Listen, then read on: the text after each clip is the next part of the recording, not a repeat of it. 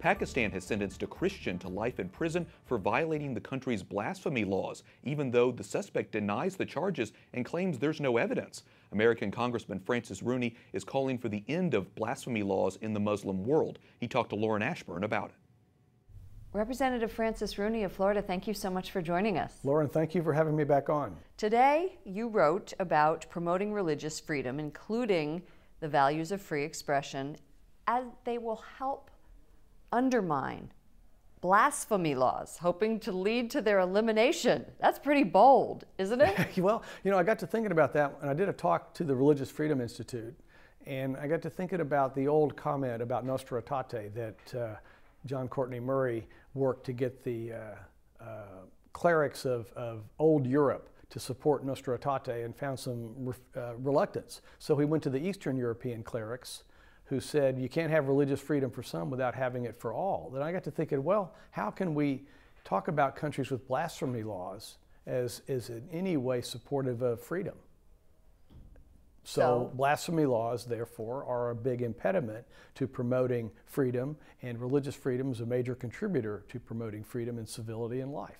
Therefore, go after blasphemy laws. I think people who have blasphemy laws aren't going to change anytime soon.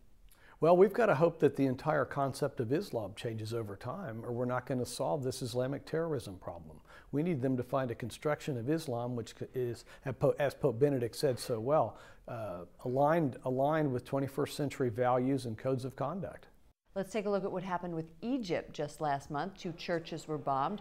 There are issues with Syria. We bombed Syria. It is such a monumental task. Where do you begin? Well, you got to put rocks in the pond to fill it up. It takes a lot of rocks, and I think that every voice needs to be heard, both religious leaders, especially Islamic leaders, and maybe my hope is that as our religious leaders create opportunities for religious dialogue, their voices will become stronger and more empowered. But we've also got to couple it with calling out the elephant in the room, and Pope Benedict did that, and recently Pope Francis got pretty close to doing that himself, that this religiously referenced, if you will, inspired, referenced, using religion as a tool to commit murder and mayhem can't be tolerated in the modern world. You mentioned in your Real Clear Politics op-ed that 30 Islamic religious leaders and scholars had sent a letter to Pope Benedict recognizing the need for Islam to reconcile with modernity. Did that do enough? The history of humanity is that appeasement doesn't work. And we've tried appeasement. Europe tried appeasement when I was serving as ambassador, when they put their head down when the first Danish cartoons came up. And the Pope spoke out courageously at Regensburg and created some dialogue. Recently, the Jordan religious minister came out, and said you can't fight an idea. The Grand Mufti of Saudi Arabia has spoken up about Islamically referenced terrorism. Those are good signs, but we need a lot more.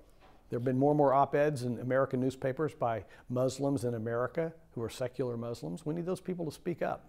And finally, you say about the Catholic Church in the 60s that it's almost a model for this, and that the Catholics, provided an opening for addressing the religious liberties of other religious organizations. Right. Vatican II in Nostra Aetate and Dignitatis Humanae created a forum for accepting all religions and bringing open dialogue into among different religious beliefs, and I think we need a Nostra Aetate for Islam right now. Thank you so much, Representative Rooney from Florida. Thanks for having me on.